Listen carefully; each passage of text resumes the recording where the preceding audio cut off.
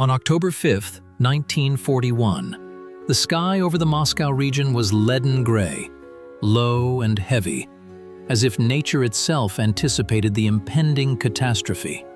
The cold autumn rain, which had not stopped for several days, turned the roads into a viscous mess. But it was this mud that would soon become one of the allies of the defenders. In the buildings of two military schools in the city of Podolsk, the artillery and infantry schools, regular classes were held. Cadets, many of whom had barely crossed the threshold of adulthood, sat at desks, studying tactics, ballistics, and regulations. They were the elite, the future officer corps of the Red Army, those who in 6 months or a year were to take command of platoons and batteries to lead them into battle. But history had its own plans, and the time allotted for study was running out not by days, but by minutes. At that moment, just 150 kilometers to the west, the situation was unfolding according to the most dramatic scenario. The German Operation Typhoon, aimed at capturing the Soviet capital, was gaining monstrous momentum. The tank wedges of the Wehrmacht, having broken through the defenses, were rapidly advancing towards Yukhnov. A gigantic breach more than 50 kilometers wide formed in the Soviet defense line, through which armored armadas could freely reach Moscow directly.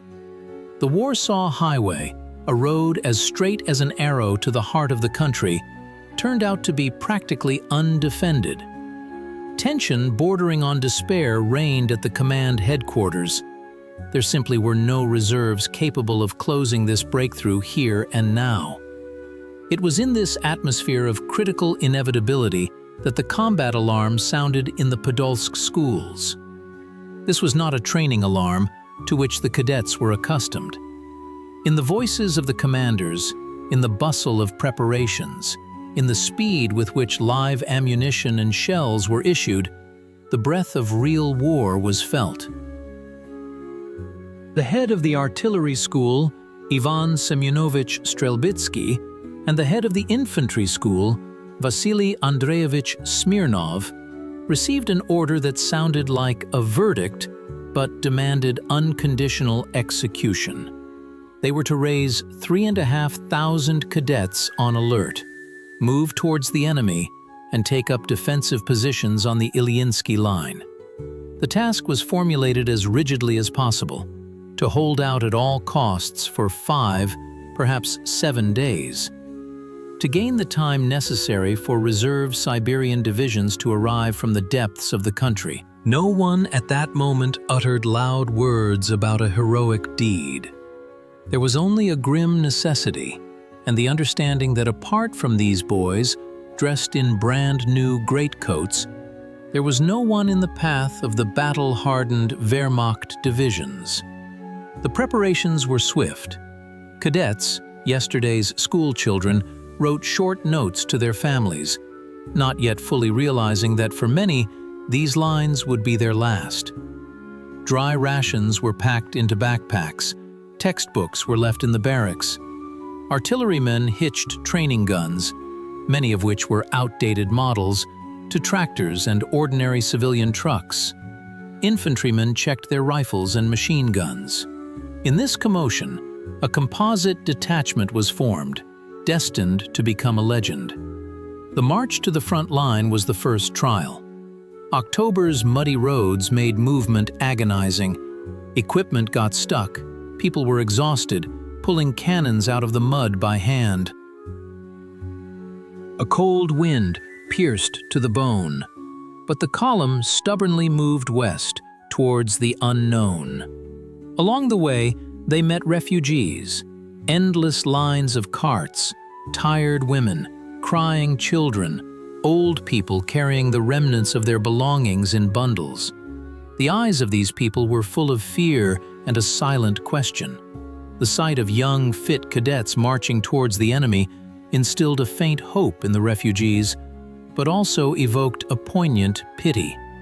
They looked too young against the backdrop of universal grief. Upon arriving at the Ilyinsky line, the cadets immediately began engineering work. The Luzha and Vipreka rivers created natural barriers, but they needed to be reinforced. Digging shovels into the wet, heavy clay, they dug trenches, equipped positions for guns, and camouflaged long-term firing points. They worked day and night, practically without sleep, understanding that every shovelful of earth thrown up in front of the parapet could save a life. Local residents, mostly women and teenagers, came out to help, digging anti-tank ditches. This unity of army and people was not a poster-like ideal, but a genuine one, cemented by sweat and fear of the approaching iron machine.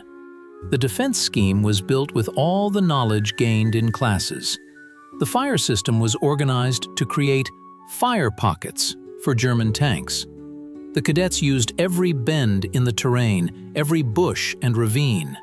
Special roles were played by the pillboxes, long-term concrete firing points that had been built earlier but not yet equipped. Now these concrete boxes became fortresses.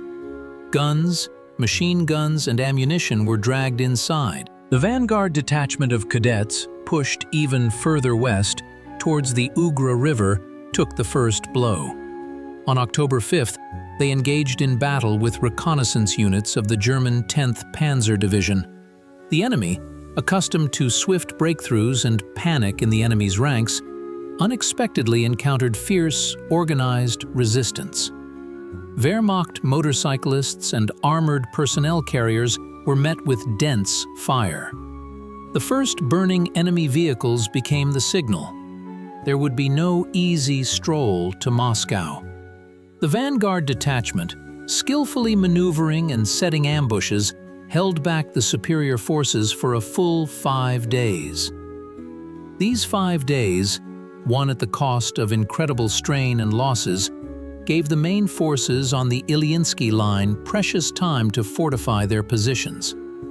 When the vanguard detachment, having completed its mission, withdrew to the main line of defense, the Germans decided that the path was clear. They expected to crush the defenders of the Ilyinsky line with one powerful blow. On October 11th, the assault began. German artillery plowed the earth with shells, and Luftwaffe aviation, feeling complete air superiority, methodically bombed the positions.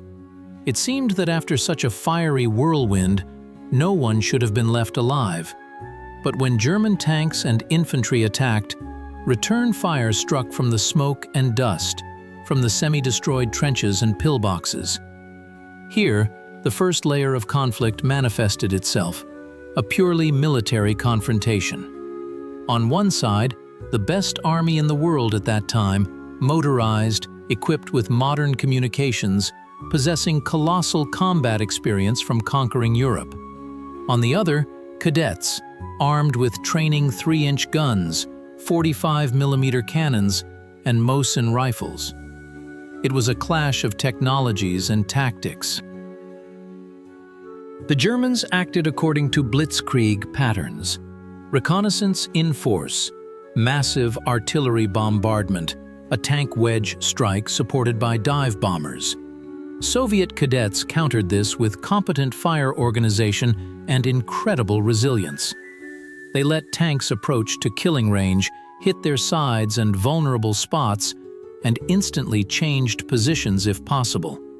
However, behind the external facade of the battle lay a deep internal conflict.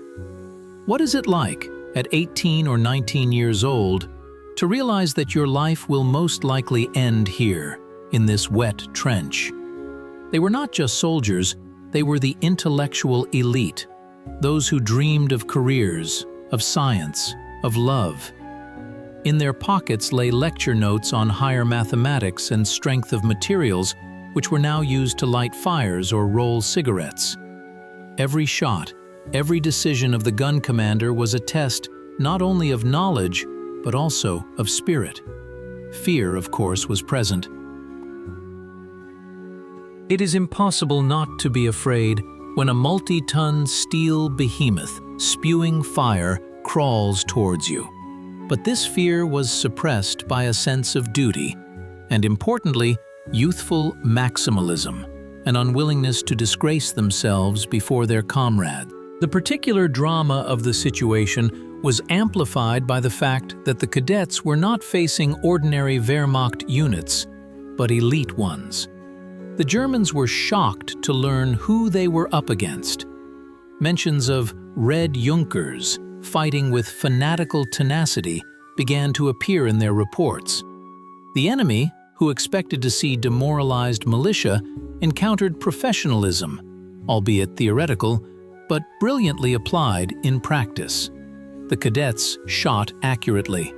Artillery crews worked as a single mechanism, pushing the rate of fire to the limits of the equipment's capabilities. One of the most striking episodes of the defense is associated with Lieutenant Alishin's pillbox. His 45mm gun was installed in a concrete bunker so skillfully that the Germans could not detect it for a long time. Alishin and his crew let tanks get almost point blank, fired with certainty, and then immediately fell silent. The Germans furiously shelled the area with artillery, but as soon as the attack resumed, the invisible gun came alive again, sending another tank into oblivion. This confrontation lasted several days. Eventually, the enemy located the embrasure and hit the pillbox with a direct hit, but by that time, the count of destroyed vehicles was already in the dozens. On October 13th, a critical moment arrived. Realizing that the defense could not be broken head-on, the German command decided to use a trick. From the rear, from the direction of the village Bolshaya Shubinka, a column of tanks appeared. Red flags fluttered on their turrets. The cadets, exhausted by continuous fighting, momentarily uplifted their spirits, their own. Had reinforcements finally arrived? The joy lasted only seconds. The experienced eye of the observers noticed uncharacteristic silhouettes of the vehicles and the strange behavior of the infantry. The deception was revealed. The Germans had hoped to drive into position on the shoulders of this disinformation and shoot the defenders at point-blank range. The cadets' reaction was instantaneous. The guns were turned towards, quote, two, quote, tanks. When the distance was reduced to a minimum, a volley thundered.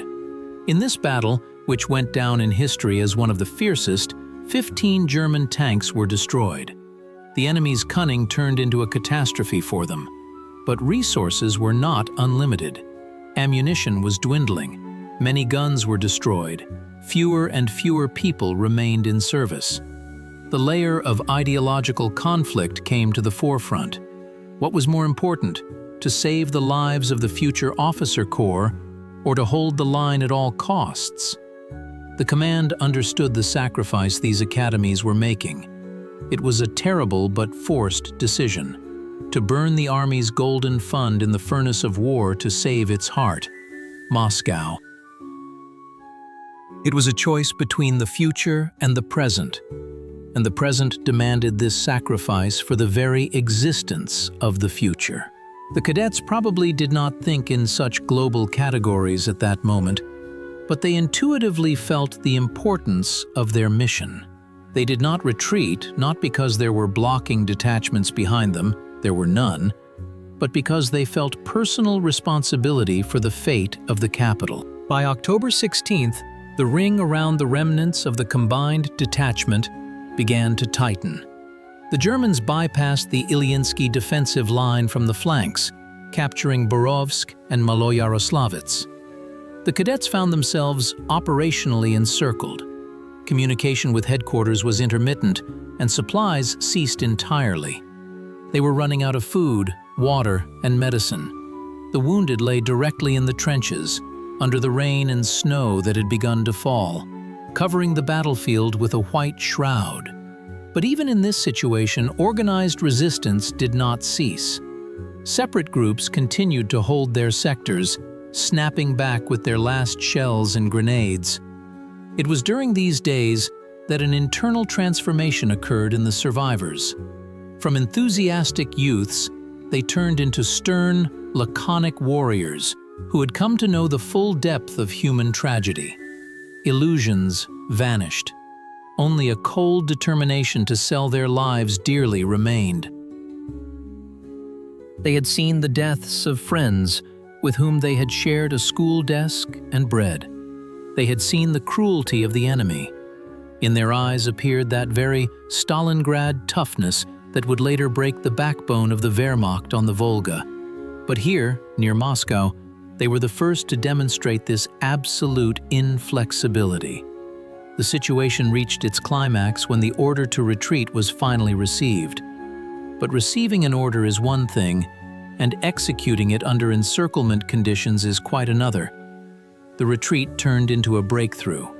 In small groups, carrying their wounded and, surprisingly, trying to save their remaining weapons, the cadets fought their way back to their own lines. They moved through forests, bypassing German roadblocks, engaging in short night skirmishes. It was a tragic outcome. Out of 3,500 men who had gone to defend the line, fewer than 1,000 made it back. Most remained forever in the fields near Maloyaroslavets, becoming part of the very land they had defended. The realization of the magnitude of what they had done did not come immediately. In the heat of the battles for Moscow, their feat was just one episode in a gigantic battle. But if one looks at the map of military operations and the chronology of events, it becomes clear.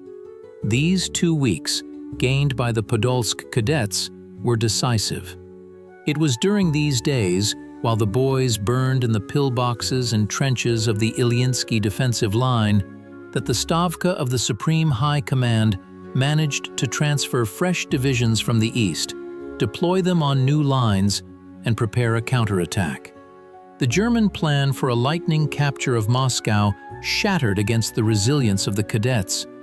The pace of the offensive was lost, and in the face of the approaching winter, this meant the failure of the entire campaign. The lessons of the Ilyinsky line extend far beyond military history. This is a story of the strength of spirit that can compensate for a lack of equipment and experience. This is a story of how yesterday's school children, raised on ideals of patriotism, proved harder than steel and concrete at a critical moment. In the modern world, where the value of human life is elevated to an absolute, their sacrifice may seem incomprehensible. But it is precisely this that reminds us that there are things higher than individual existence: duty, honor, love for the motherland. Their feat is a reminder of the price paid for the right of future generations to live, learn, and create. After the fighting ended, when the front rolled west, local residents began to bury the fallen. The fields were strewn with bodies in cadet greatcoats. Many remained lying in their positions, by their guns, having fulfilled the order "0" to the end. Identification was difficult. Many had no documents. Only cadet collar tabs. Twisted wrecks of German tanks remained at the battle sites, silent witnesses to the fury of the resistance. The significance of this feat resonates with particular force today. In an era when historical memory is eroding, the story of the Podolsk cadets serves as an anchor of truth.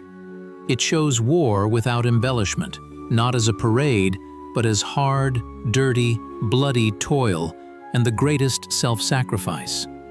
The memorial complex at the Ilyinsky lines, where the eternal flame burns, has become a place of pilgrimage not by order from above, but by the call of the heart. People come there simply to be silent, looking at the concrete pillboxes that bear the traces of shells and bullets. Mentally returning to that cold October of '41, we again see the faces of these young men. They did not want to end their lives so early. They wanted to become engineers, teachers, builders. They loved life. And it was for the sake of life that they went to this line. The circle closes. Their sacrifice was not in vain. Moscow stood. The country survived. And every time you drive along the Warsaw Highway, which today is a peaceful thoroughfare, it is worth remembering that every kilometer of this road was paid for with the lives of cadets who stood as a wall in the path of an all-crushing force and stopped it. Their 12 days of defense stretched into eternity, giving us the future. If we think deeper, the story of the Podolsk cadets is also a story of incredible responsibility. The commanders of the schools, sending their pupils into battle, understood that they were sending them to certain death. General Smirnov and Colonel Strelbitsky carried this burden on their shoulders for the rest of their lives. This is the burden of a commander's decision, when thousands of young lives lie on one side of the scale and the fate of an entire state on the other. And the choice made was the only possible one under those circumstances. Today, when we watch films or read books about these events, we often seek heroism. But the true heroism of the cadets was quiet and routine. It was the heroism of the loader, whose hands were torn bloody, forcing a shell into the breach. The heroism of the gunner, whose smoke-teared eyes caught an enemy tank in the crosshairs. The heroism of the signalman, who crawled under fire to repair a broken line, clenching wires with his teeth because his hands were numb from cold or wounds. It was a mosaic of thousands of personal feats, forming one grand picture of defense. It is also important to note the role of the civilian population. The help of the residents of Maloyaroslavets and surrounding villages was invaluable. They shared their last piece of bread, sheltered the wounded, and helped build fortifications. This unity of front and rear became the foundation upon which the defense rested. Girl medics, often the same age as the cadets themselves, dragged the wounded from the battlefield under heavy fire, displaying miracles of bravery. Their names often remain in the shadows, but without them, the steadfastness of the line would have been impossible. The tactical skill of the cadets deserves separate analysis in military academies. The use of roaming artillery, the creation of false positions, the organization of point-blank fire, all testified to a high level of training. Despite their lack of combat experience, they compensated for it with an excellent knowledge of material parts and theoretical foundations. The Germans, accustomed to standard enemy actions, often found themselves at a dead end, not understanding where the fire was coming from. This created an impression for the enemy that they were facing much larger forces than was actually the case. At the finale of this epic, when the surviving cadets reached their own lines, they were met not as heroes, but as ordinary soldiers who had done their job. The war continued, and there was no time for celebrations. Those remaining in service were assigned to other units, sent to continue their training and evacuation. Many of them went through the entire war, reached Berlin, became generals and colonels. But those 2 weeks in October of '41 forever remained the brightest and most terrifying memory of their lives. The memory of fallen comrades became a sacred thing for them, which they carried through the years. We must remember that history is not black and white.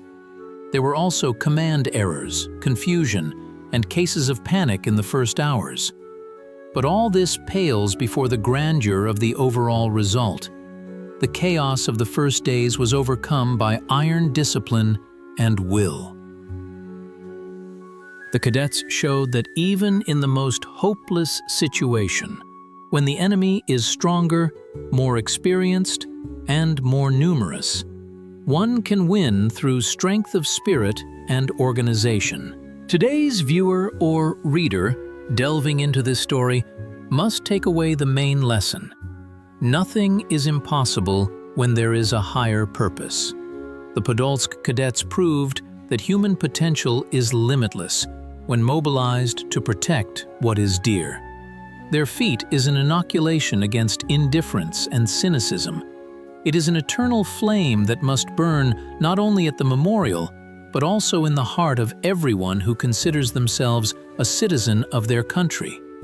Concluding the story of this epic confrontation, one simply wishes to remain silent, paying tribute to those who forever remained on the Ilyinsky line, defending the approaches to Moscow, defending you and me.